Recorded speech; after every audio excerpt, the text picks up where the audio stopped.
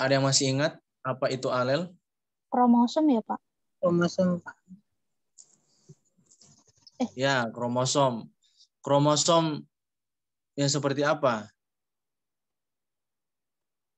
Ada yang bisa menjelaskan tidak?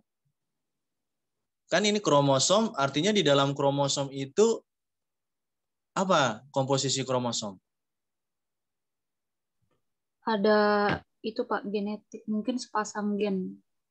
Ya, jadi di dalam kromosom ya, kita sudah belajar bersama sebelumnya adik-adik ya. Di dalam kromosom itu harus ada yang namanya pasangan gen ya.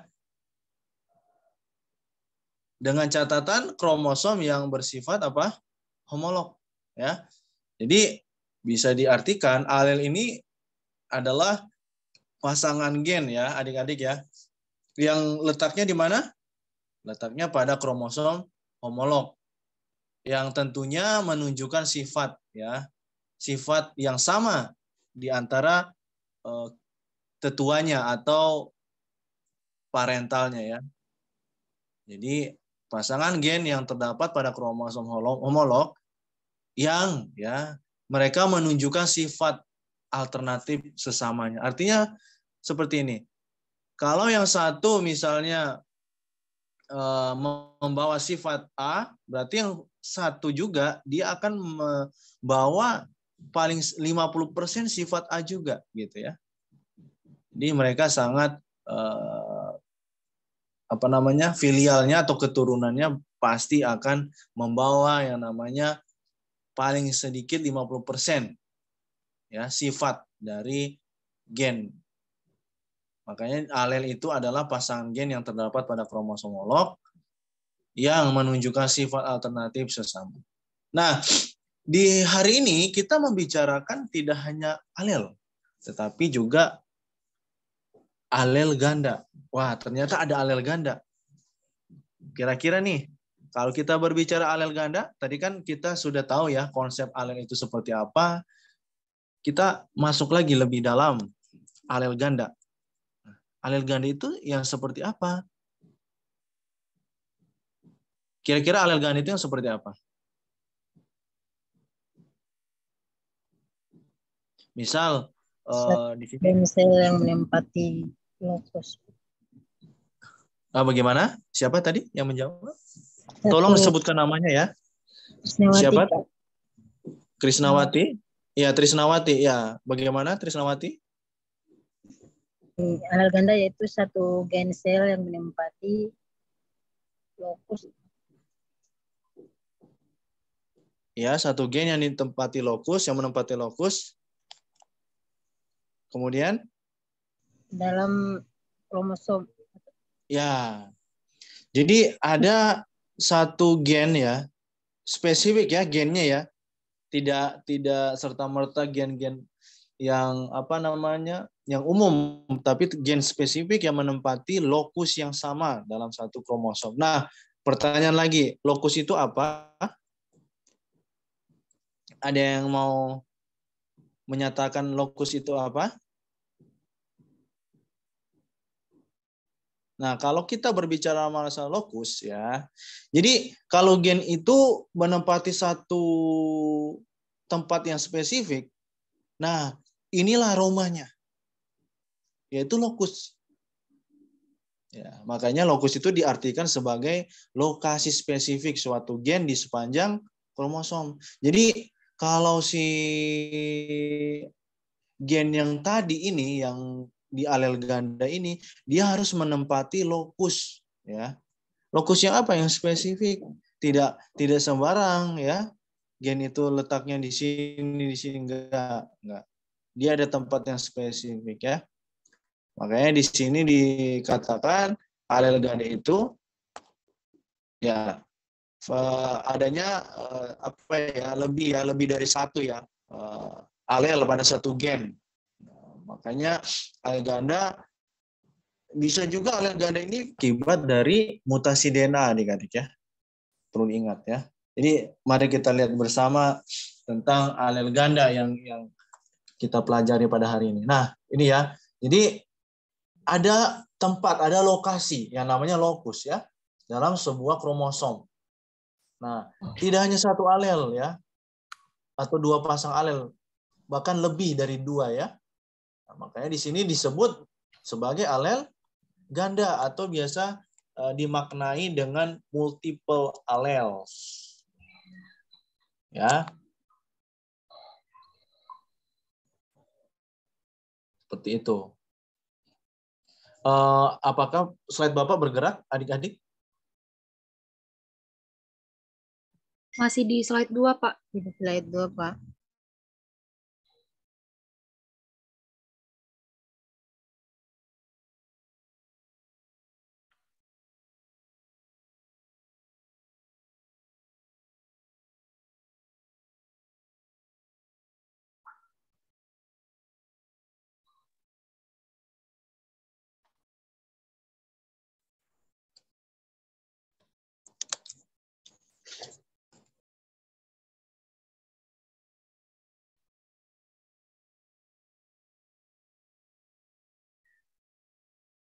Oke, sudah ya? Ya, ini tadi konsep dari alel ganda ya. Jadi adanya satu lokus yang ditempati oleh beberapa alel ya. Baru namanya alel ganda ya. Jadi kita bisa lihat nih contohnya adik-adik. Di sini dicontohkan warna kulit pada kelinci. Nah, beberapa warna dari kulit kelinci disebabkan oleh satu seri alel ganda. Artinya apa? Artinya di dalam satu lokus itu ada yang namanya C+ ya, dan disimbolkan sebagai alel yang menyebabkan warna abu-abu, kuning, coklat, dan hitam. Nah, ini dikatakan sebagai kelinci yang liar atau normal ya. Nah, sebaliknya ada kelinci yang disimbolkan dengan alel C kapital CH ya, atau biasa disebut dengan kelinci cincila. Nah, kenapa simbolnya berbeda? Ya karena di sini alel yang menempati lokus spesifik itu menyebabkan kulit kelinci berambut abu-abu dan perak. Jadi ada perbedaan. Nah, tapi di sini bisa dikatakan bahwa para filial atau keturunan dari kelinci, masing-masing kelinci ini bisa ya, bisa beranak kelinci abu-abu, kuning, coklat, dan hitam, bisa juga yang berambut abu-abu atau perak. Seperti itu ya.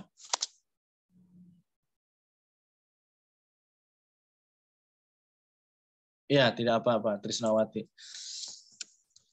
Suara Bapak jelas ya adik-adik.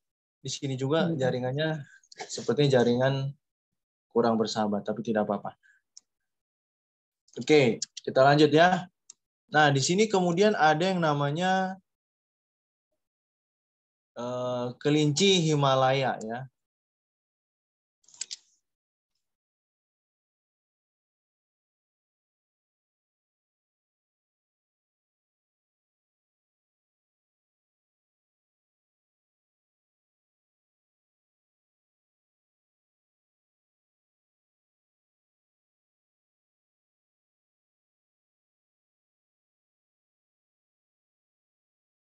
Kelinci berambut putih. Berambut putih, kemudian kecuali ya, pengecualian telinga, hidung, kaki, dan ekor itu berwarna hitam. Ya. Nah, yang terakhir itu ada yang namanya kelinci albino. Wah, ternyata kelinci juga ada yang albino ya. Ya, kelinci albino disimbolkan dengan CA ya, yaitu kulit kelinci yang berambut putih. Nah, di sini ada percobaan, perkawinan ya, perkawinan silang, di mana percobaan dilakukan dengan menerapkan atau menghilangkan macam-macam kelinci yang memberi petunjuk bahwa dominansi alel-alel sebagai berikut ya. Misal tadi yang C+ ya, yang C+ itu yang abu-abu kuning, kemudian selanjutnya nanti itu akan didominasi ya. Ternyata yang abu-abu kuning coklat hitam ini mendominasi kelinci yang berambut abu-abu atau perak. Karena kenapa? Karena di sini adalah sifat dominan. C+ ini ceritanya sifat dominan. Ya, sifat dominan. Yang pada akhirnya nanti lebih besar peluangnya untuk dilahirkan kelinci yang abu-abu kuning coklat hitam. Nah, kemudian yang abu-abu perak itu mendominasi kelinci Himalaya, ya, yang bisa kita lihat di sini kulit kelinci berambut putih, ya, kulitnya aja kelinci yang berambut putih nih. Nah, sementara telinga, hidung, kaki dan ekor berwarna hitam. Nah, itu lebih besar dari CH-nya juga lebih besar kemungkinannya untuk dilahirkan dari kelinci yang normal ataupun albino, ya. Kelinci normal itu ini ya, C+ ya. Artinya kelinci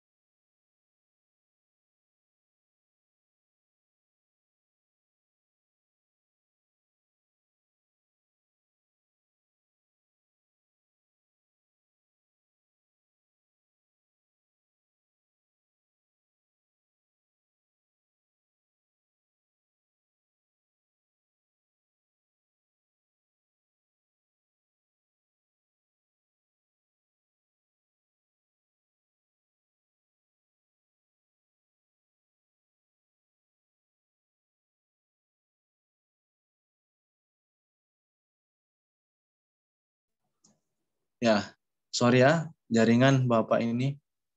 Ya, jadi di sini ada fenotip dan genotip ya dari lokus yang spesifik ya. Nah, kita lihat di sini ada kelinci normal, ya, kelinci normal itu genotipnya C+, C+, C+, CCH, C+, CH, C+, CH. Nah, kita bisa lihat ada berapa genotip yang terbentuk? 1, 2, 3, 4 ya. Ada 4 untuk kelinci normal ya. Nah, mari kita lihat yang kelinci cincila ya. Ada C, CH, CCH, CCH, CH, CCH, CA. Kakak, Nah, maaf, masih di slide 4, Pak. oh begitu ya. Padahal ya tunggu, ini kenapa ini ya? Bapak sudah di slide berikutnya.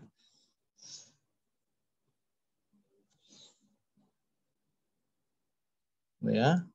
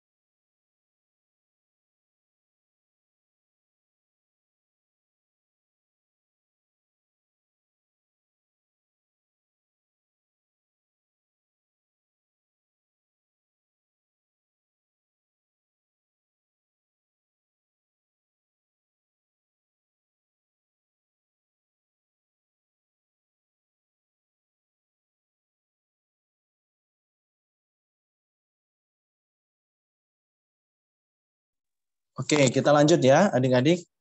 Maaf, ini ada gangguan sinyal ya sepertinya di Jakarta ya. Oke, kita lanjut ya. Nah, di sini ada table ya, kita bisa lihat ya. Di sini ada rumus n ya, yaitu banyaknya alel di mana n ditambah 2 ya. Kemudian dibagi dengan 2. Ini rumus menentukan banyaknya kombinasi genotip. Kita lihat kombinasinya seperti apa sih? Nah, kita lihat dalam table ya. Nah, ketika fenotip ya, sudah pada paham ya antara perbedaan genotip-fenotip. Nah, kelinci normal kita lihat ada berapa? Ada 1, 2, 3, 4. Kemudian kelinci sinsila ada 1, 2, 3. Kemudian kelinci Himalaya ada 1, 2.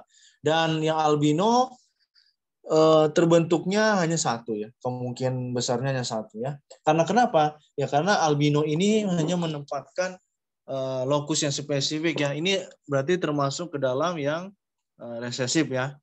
Karena dia munculnya hanya 1. Nah, baik, kita masuk kepada golongan darah. Ya. Nah, ternyata di golongan darah manusia ya, kita bisa menemui yang namanya proses kombinasi. Ya, mungkin adik-adik sudah pernah sebelumnya mendengar ya istilah penggolongan darah manusia ya. Nah, perlu kalian ketahui bahwa ternyata golongan darah ini fungsinya ada 2 ya. Yang pertama ya sifatnya itu adalah herediter ya. Artinya golongan darah adik-adik yang saat ini misalnya siapa? Si Indriani ya, itu golongan darahnya O misalnya. Orang tuanya dilihat, ada nggak yang golongan darah O? Nah, begitupun, oh Pak, saya kok nggak sama dengan orang tua saya, Pak. Jangan-jangan anak tetangga kali ya, Pak. Nah, dilihat lagi, nanti sebentar kita lihat resesif ya, golongan RH ya. Tetapi kita di sini fokus dulu untuk golongan darah yang sistem ABO. Oke. Nah, sementara yang kedua, tujuan kita mengetahui ya golongan darah kita adalah berguna untuk transfusi. Semisal ya, Bapak mau tanya nih sekarang. Golongan darah O itu bisa mendonor kepada golongan darah apa?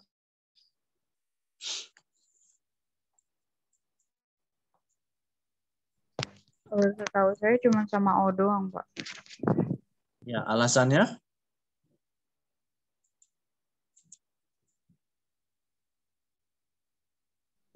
Kalau untuk alasannya saya kurang tahu sih, Pak.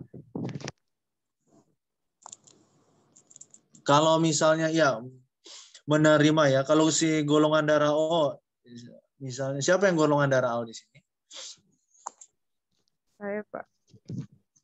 Oh, ya. Kalau pemilik golongan darah O ya, biasanya kan disebut dengan apa namanya, pemberi yang sifatnya umum atau universal. Ya, jadi golongan darah yang O ya, yang beresus negatif ya, ingat ya adik-adik, yang beresus negatif itu bisa mendonorkan darahnya ke semua golongan darah. Makanya dia disebut sebagai pendonor yang universal ya, atau yang bisa memberikan darahnya kepada semua golongan dengan catatan yang beresus negatif. Sebentar kita akan lihat alasannya kenapa ya Pak golongan yang beresus negatif. Karena ya memberikan darah kepada orang lain itu kita tidak serta-merta memberikan darah ya, tetapi harus diperiksa dulu kamu golongan darah apa. Oleh karena itu ya tidak tahu Bapak di sini ya apakah semua mengetahui jenis golongan darahnya apa. Bapak kurang tahu juga ya. Ya kalau Bapak sendiri sih golongan darahnya O.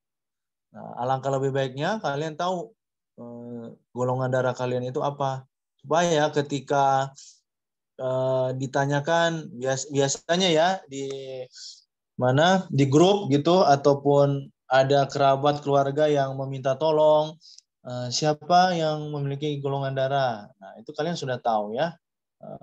Layak memberikan atau tidak. Ya, seperti itu. Nah, pertanyaan selanjutnya, si golongan darah O ini bisa menerima siapa? Golongan darah dari mana? Tadi kan memberikannya bisa universal ya. Kira-kira golongan darah O ini menerimanya darah apa gitu? Dari golongan darah apa? Apakah juga bisa menerima semua? Dari Ya? O juga. Dari O juga, tapi ada pengecualian. Pengecualiannya apa? Kalau misalnya dia resusnya positif, dia bisa nerima O positif sama O yang resusnya negatif. Tapi kalau misalnya dia yang O yang negatif, dia cuma bisa nerima darah dari O yang resusnya negatif juga, Pak. Ya. Jadi kalau yang negatif tadi ya, tadi kan kita berbicara yang negatif ya, resus negatif ya. Artinya dia bisa menerima yang donornya negatif juga, O-nya. Jadi misalnya siapa di sini? Bapak mencontohkan ya, yang O. Kalau Aulia apa Aulia? Golongan darahnya apa? Saya nggak tahu, Pak. Waduh, usia. Belum pernah cek. Oh, belum pernah cek? Ya, Belum. ya segera cek ya.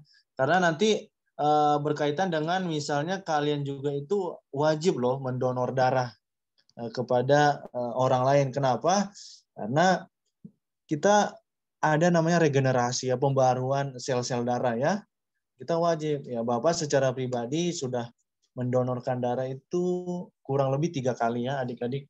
Dan masih minat jika ada yang meminta untuk ya mendonorkan darah, Bapak bersedia selama kondisi kita fit ya tentunya. Nah, jadi kalau yang golongan darah O ya yang sifatnya itu darah O resesif ya negatif, nah, maka dia bisa menerima dari O ya. Tetapi kalau yang positif ya, yang positif tadi ya mendonorkan darah ke siapa saja ya, seperti ya bisa A+, B+, sampai yang O+ ya. Nah, sebentar kita akan lihat alasannya kenapa punya syarat-syarat tertentu ya. Kenapa nggak langsung donor aja, Pak? Ya kan orangnya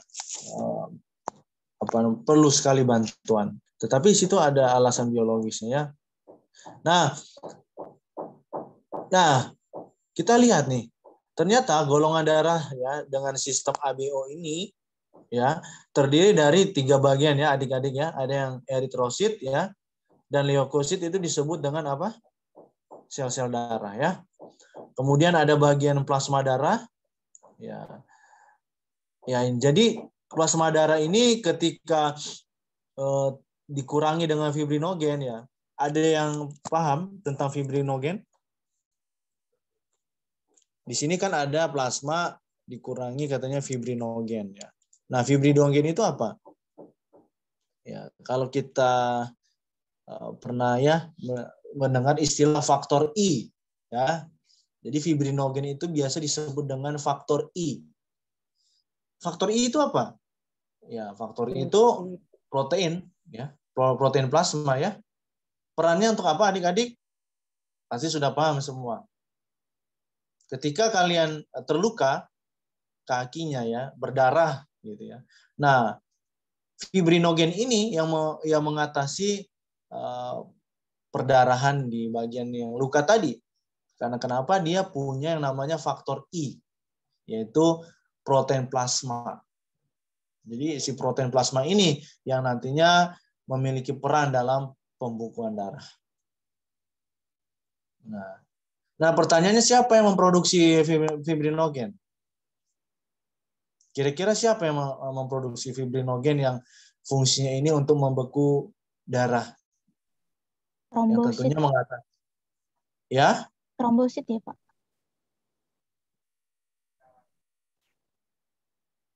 ya. Fibrinogen diproduksi di, Hati, ayo, Pak. ya hati.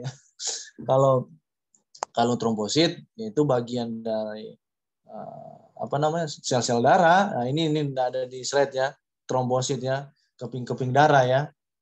Nah, kalau fibrinogen yang tadi kita pahami itu dibentuknya diproduksi dalam hati ya. Nah, yang nantinya banyak faktor yang menyebabkan pembekuan darah ya. Ada trombin, ada banyak faktor, plasmin juga ya bisa. Nah, itu yang bisa menyebabkan terjadinya pembekuan darah. Nah, kemudian ketiga adanya reaksi antigen dan antibodi. Oke.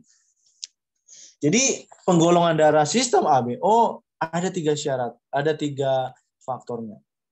Yang terakhir adalah adanya reaksi antigen antibodi. Nah, reaksi inilah yang dimaksudkan kenapa si golongan darah O itu disebut sebagai pendonor universal. Berarti golongan darah O ini ya, apa namanya, tidak pilih-pilih. Tetapi ada syaratnya. Dilihat dulu resusnya, jangan asal apa namanya, donor mendonor ya. Nanti kalau salah donor menonor, apa akibatnya kira-kira? Ya nanti terjadi namanya kelainan-kelainan di dalam sel tubuh. Sel tubuhnya siapa? Sel tubuh yang didonorkan, bukan yang punya darahnya, yang mendonorkan. Kan kasihan tuh ya. Kita yang apa namanya, motivasinya untuk membantu, malah memberikan penyakit baru. Ya, nah itu tidak diperbolehkan ya, adik-adik. Nah, di sini ada antigen dan antibodi ternyata. Nah, kira-kira antigen itu apa? Kalau yang sudah mengambil mata kuliah imunologi pasti paham. Apa bedanya antigen dan antibodi? Ada yang bisa ini memaparkan? Ayo. Jadi Bapak analogikan ya, kalau antara misalnya ada tamu nih, misalnya ada tamu yang bertamu ke rumahnya kalian ya, terus tok tok tok, ternyata orang baru nih, orang baru belum dikenal. Nah itu disebut apa, antigen atau antibodi? Antigen. Iya antigen ya. Nah, karena itu apa ya, orang asing ya adik-adik ya. Begitupun antigen, antigen itu ya zat asing ya. Karena apa namanya, di dalam rumah kan ada ibu, ada bapak, ada adik kakak, bagi yang punya saudara itu sebagai satu sistem, artinya sebagai satu keseluruhan di dalam rumah itu disebut sebagai sistem imunitas ya. Nah ketika misalnya bapak dari kalian atau mama dari kalian, oh ini siapa, misalnya siapa ini Aulia, wah nggak kenal mak. Nah, itu disebut sebagai antigen. Artinya orang asing ya, kalau di antigen zat asing. Artinya zat asing yang apa namanya, sebenarnya itu bisa saja mengancam dari seisi rumah yang ada gitu. Nah, begitupun di dalam tubuh kita ini ada satu sistem imunitas yang melindungi atau memproteksi tubuh kita. Tetapi ketika adanya zat asing yang masuk, nah di sini sistem imunitas harus mengenal ya, harus mulai mengenal. Oh, ternyata ini akan mengancam tubuh saya, ini akan mengancam rumah saya. Itulah antigen. Nah, bagaimana dengan antibodi?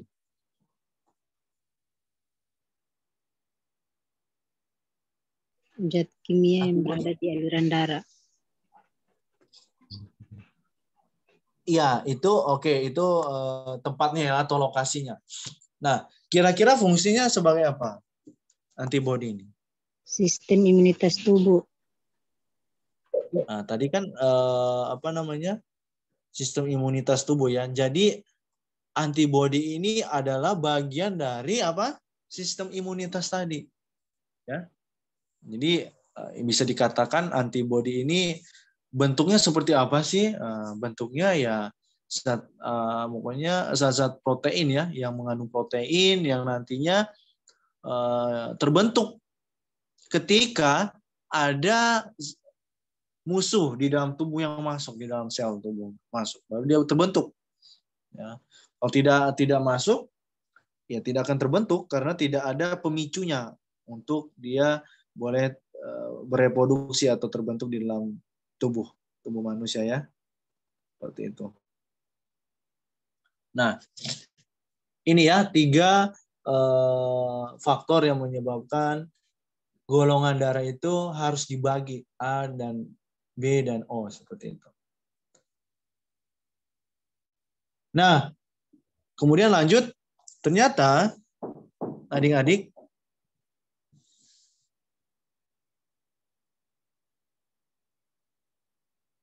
sifat sifat antigen dan antibodinya dibedakan itu berdasarkan bagian-bagian ini ya. Jadi ada perbedaan ternyata untuk sifat-sifat antigen dan antibodi yang terdapat di darah manusia ya.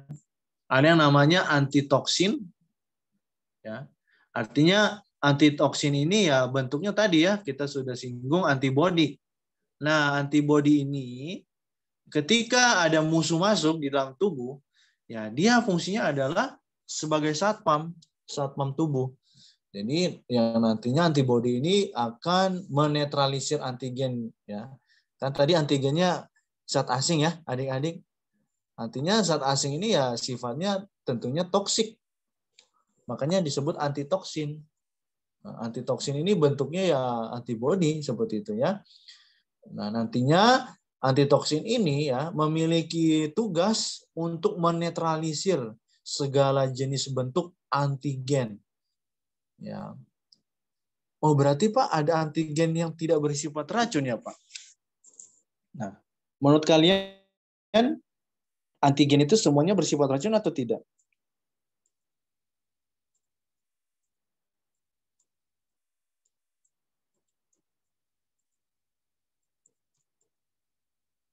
Ayo, ada yang bisa?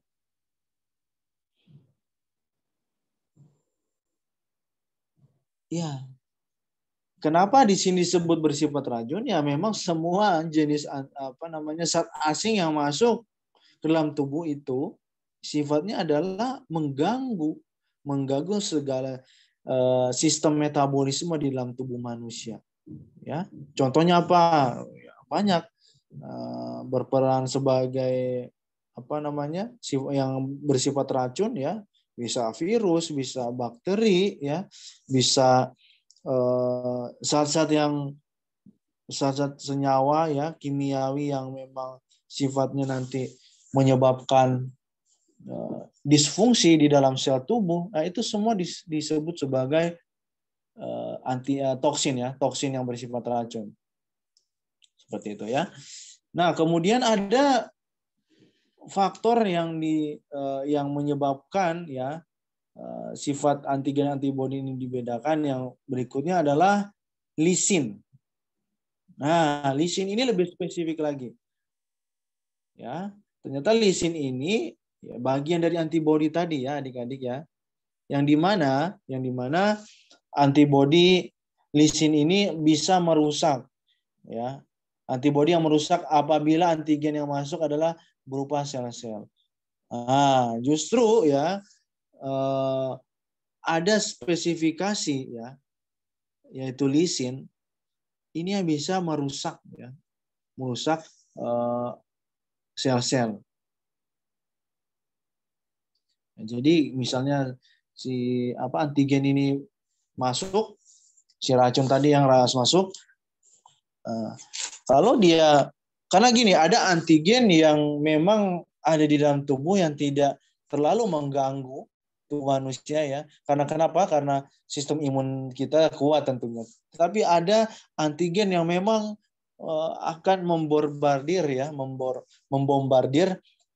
keseluruhan sistem di dalam tubuh. Nah, inilah tugas dari lisin untuk menghancurkan dengan cepat antigen yang dapat merusak sel-sel.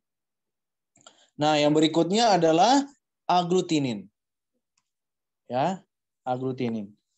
Nah, aglutinin ya kalau kita lihat konsepnya adalah ini juga bagian dari antibodi ya. Yang dimana antibodi aglutinin ini yang menyebabkan penggumpalan dari sel-sel ya. Ini penggumpalan. Jadi ada yang mampu menggumpalkan darah ya di dalam sistem darah A, B dan O ya. Yaitu aglutinin. Oke, kita bisa lihat tabelnya ya. Nah, ini antigen dan antibodi dalam golongan darah ABO. Nah, kita bisa lihat nih adik-adik. Alasan atau penyebab ya si O ini bisa mendonorkan darahnya ke semua golongan darah. Mari kita lihat ya. Kenapa? Nah, di sini kita bisa lihat ya golongan darah fenotipnya A, B, dan O. Nah, sementara di sini ada antigen dalam eritrosit dan ada antibodi dalam serum. Sampai sini paham? Antigen dalam eritrosit dan antibodi dalam serum. Artinya di dalam sistem penggolongan darah, ya masing-masing golongan darah ini memiliki antibodi dalam serum yang berbeda-beda, adik-adik. Let's see. Kita lihat. Ada anti A dan anti B. Alasan mengapa si golongan darah O ini bisa mendonorkan darahnya kepada semua golongan darah, karena kenapa? Dia memiliki anti A dan anti B. Antibodi A dan antibodi B.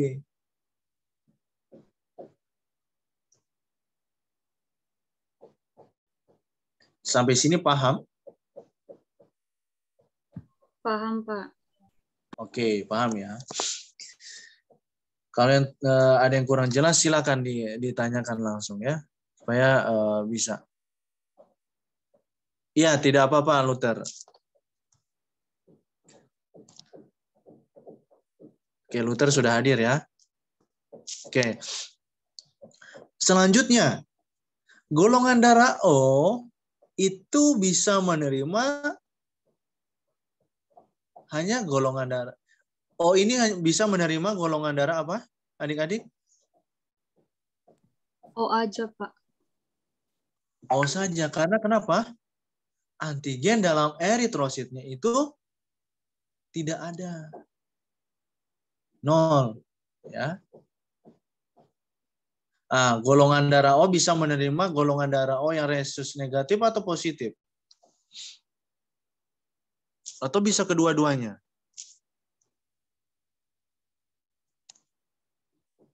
Tergantung, Pak. Tergantung apa nih? Tergantung itunya, Pak. Kalau misalnya dia O-nya yang positif, dia bisa nerima positif sama negatif. Tapi kalau yang O yang negatif, dia cuma bisa nerima yang sesama negatif. Iya. Nanti kalau ada pertanyaan ya, misalnya Bapak tanya, golongan darah O resesif bisa menerima golongan darah O apa? Ayo diulang. O resesif juga, Pak. Iya. Kalau O yang positif bisa menerima golongan darah O yang Resesif dan positif. iya, oke. Jadi paham ya sampai sini ya. Kalau ada ujian nanti bisa dijawab. Nah, kemudian kita fokus lagi di golongan darah AB. Ya. Ternyata golongan darah AB ini kebalikan dari golongan darah O. Kita bisa lihat. Simpel ya. Kenapa dia tidak bisa mendonorkan darah kepada semua golongan darah yang lain ya? Karena ini dia tidak memiliki yang namanya anti B dan anti A. Ya. Tetapi kebalikannya lagi dari O, dia bisa menerima dari golongan darah A A dan B. maupun B. Iya, karena di dalam eritrositnya itu mengandung ya antigen ya,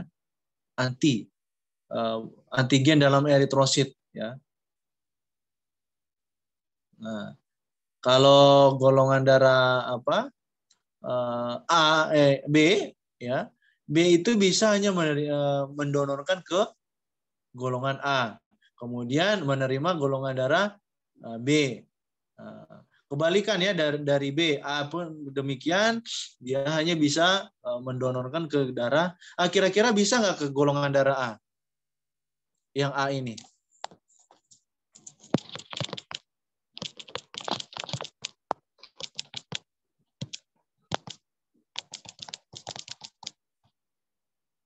Ayo.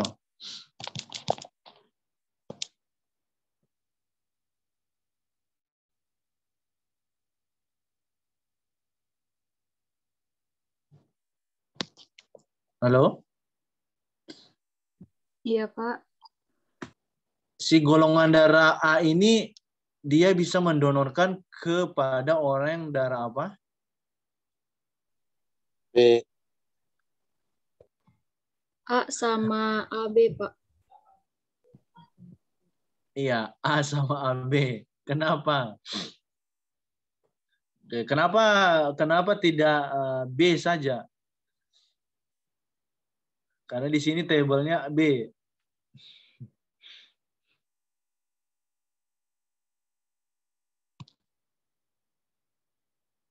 Ya, awas ya, jangan salah-salah ya. Ya, karena ya golongan darah A ya, karena dia memiliki apa? Antigen A ya, dan memproduksi antibodi B. Ya. Kenapa diproduksi antibodi B? Ya karena dia nantinya melawan si antigen B juga. Sama dengan golongan darah yang lain. Pada akhirnya individu yang memiliki golongan darah A tadi ini ya, yang fenotip A ya, itu hanya mampu memberikan donor pada orang dengan jenis golongan darah A dan B. A dan AB. Kira-kira kenapa? Bukannya di sini hanya B ya, Pak? Tidak, karena di sini dia punya antigen B ya. Ya, A ini makanya karena di sini dia bisa ya memproduksi antigen dalam eritrosit. Ya, yaitu memiliki kandungan antigen A ini ya, yang nantinya memproduksi antibodi B. Nah, namun orang yang bergolongan darah ini ya, yang bergolongan darah A ini ya, hanya mampu menerima darah dengan jenis A dan O. Loh, kok bisa, Pak? Iya. Karena ini tadi ya, dia bisa memproduksi ini uniknya golongan darah A. Ya. Dia bisa menerima dari golongan darah O karena kenapa? Ya, karena kita lihat dalam produksi antibodinya ya, dia memproduksi antibodi B ya, yang tentunya nantinya akan melawan antigen yang B juga seperti itu. Nah, oke. Sampai di sini paham? Oke. Pak, Kita saya mau lihat tanya, lagi. Pak. Iya, silakan. Iya, Pak. Jadi kalau secara sederhananya berarti kalau antigen itu penyerang, kalau antibodi itu pertahanannya gitu ya, Pak? Ya, jadi ketika ada benda asing yang masuk ya, ada misalnya kan ini nih, seperti yang golongan darah A ya, sel darah yang memiliki ya antigen A ya, karena dia memiliki antigen A, artinya Tidak perlu karena antigen ini memang bagian dalam sistem peredaran darahnya. Nah, makanya tadi ada namanya antigen yang bersifat racun dan tidak. Nah, ini kan antigen yang yang dimiliki oleh si golongan darah A. Itu tidak apa-apa. Nah, tapi yang diproduksi itu adalah antibodi B yang nantinya justru yang akan dilawan adalah antigen B, bukan antigen A-nya ya, adik-adik. Jangan salah kaprah di sini ya. Artinya gini, kalau antigen ini yang di dalam darah ini sudah tidak sifatnya tidak beracun, tidak toksik karena sudah ada memang keberadaannya ada di dalam eritrosit. Tetapi ketika antigen B kan nggak ada nih di golongan darah A ya, maka yang dibentuk ya adalah antibodi yang jenis B yang nantinya akan melawan antigen yang jenis B juga. Bukan melawan si A ini, ya A ini bukan dilawan ya adik-adik ya, tetapi ini merupakan satu bagian di dalam sistem peredaran darah ya, di eritrosit ya. Ini kita sel darah merah berbicaranya. Iya, sederhananya seperti itu. Hanya untuk konsep antigen dan antibodi dalam golongan darah, jangan disalah kaprah ya. Intinya kalau ada antigen A-nya di dalam darah, ini di golongan darah A, maka yang nantinya dibentuk adalah antibodi B, bukan A ya. Karena si A ini sudah ada di dalam eritrosit. B juga demikian. Yang dibentuk adalah anti A karena menyerang antigen yang A, bukan yang B. Oke? Paham? Nah, kita lihat ya.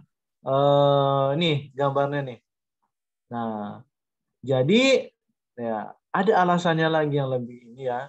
Jadi antara masing-masing golongan darah itu memiliki yang namanya genotip. Ya, tadi kita udah singgung ya. Tadi kita sudah singgung. Bentar ya.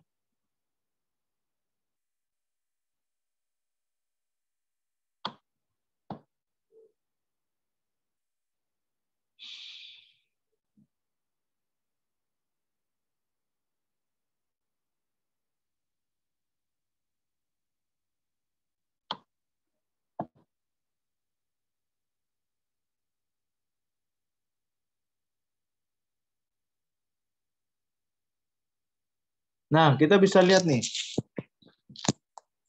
Ada ini yang golongan darah A. Ini apa tadi adik-adik? Bapak sudah beritahu tadi?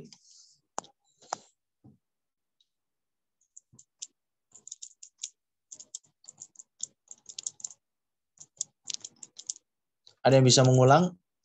Ini kan golongan darah A. Dia ada antibodi ya. Ini apa? Lambang dari apa ini? Ini apa?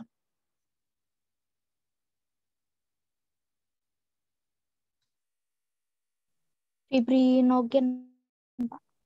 Iya, fibrinogen. Pembekuan darah ya, faktor pembekuan darah. Nah, ternyata golongan darah A kita bisa lihat. Ya, kenapa? Ya genotipnya si golongan O ya, kita lihat tadi si O ya, ternyata dia ini kan fenotipnya. Nah, genotipnya dia memiliki kedua dari pembekuan darah ya, baik A dan B. Ya, kita bisa lihat nih. Nah, ya, kita bisa lihat ya dalam gambar, misalnya nih yang tipe A. Nah, tipe A, golongan darah A, lihat antigennya. Ya, antigennya itu adalah antigen A dalam eritrosit ya. Kita bisa lihat ini yang menempel ya. Adik bisa lihat ya. Ini ada antigen yang menempel. Antigen A tentunya dia menempel. Kenapa menempel ya? Dia berfungsi memang untuk sebagai bagian di dalam eritrosit ya. Nah, kemudian ada antibodinya, antibodi B-nya. Nah, ini kita bisa lihat yang warna kuning ini. Nah, ini yang diproduksi oleh si golongan darah A. Demikian juga untuk golongan darah yang lain ya. Nah, kita lihat yang golongan darah AB. Ya. Antibodinya mana? Antibodinya tidak ada. Nah, tidak ada antibodi. Golongan darah AB itu tidak memproduksi antibodi ya. Nah, jadi tapi dia memiliki antigen yang tipe A dan B. Ya, itu menariknya yang golongan darah AB. Nah, makanya golongan darah AB ini bisa dikatakan orang yang memiliki golongan darah cukup langka ya, karena tidak banyak yang memiliki golongan darah AB. Ya. Jadi ternyata golongan darah AB ini memang tidak memiliki yang namanya antibodi. Ya. Nah, pertanyaannya, mengapa seorang anak misalnya dari kalian, Bapak tidak tahu ada yang golongan darah AB di sini? Ada tidak yang golongan darah AB?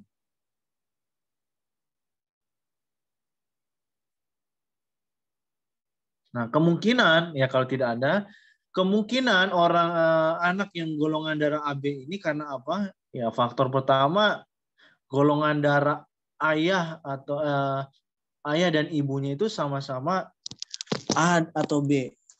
Misalnya siapa nih? Luther ya. Luther mamanya A. Terus ibunya A, ayahnya A. Ya. Ada kemungkinan dia bisa anaknya golongan darah AB. Karena kenapa? Di sini tidak ada ya antibodinya. Antibodi dalam serumnya tidak ada. Nah, tapi bisa. Nah, apa namanya? Karena di sini ada antigen eritrosit, dalam eritrosit bisa saja nanti anaknya itu bergolongan darah AB.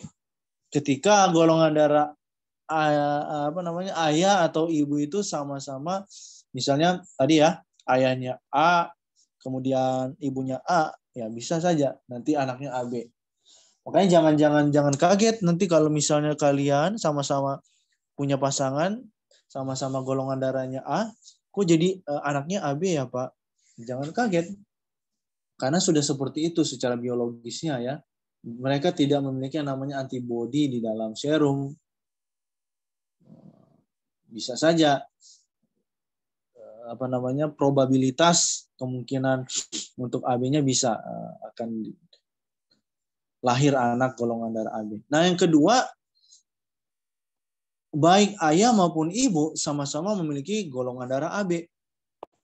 Nah, itu kemungkinan pasti ya anaknya bergolongan darah AB. Seperti itu ya. Bapak. Oke. Ya. Pak, saya mau tanya Pak, kalau misalnya Ya. orang tuanya AB, anaknya O, gimana Pak? Itu nggak mungkin. Lah saya Pak. Tunggu, resesifnya, sorry. Ada pengecualian lagi. Resusnya? Resus apanya Pak? O Orang, saya. Tahu resusnya? Kalau O saya, kalau nggak salah O negatif. Ya. Kalau untuk O saya, O-nya tuh negatif Pak, tapi orang tua saya kan AB. Ya. Itu mungkin Resusnya? Ini ngeceknya di mana golongan darahnya?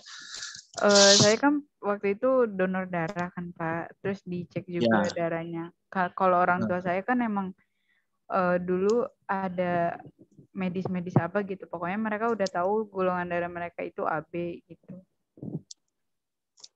Oke. Nah kalau saya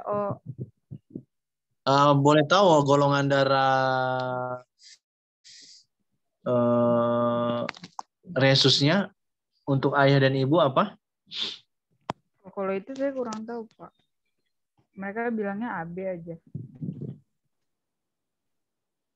Wah, iya, Bapak pun baru dengar ini. Orang tuanya AB ya. Iya, Pak.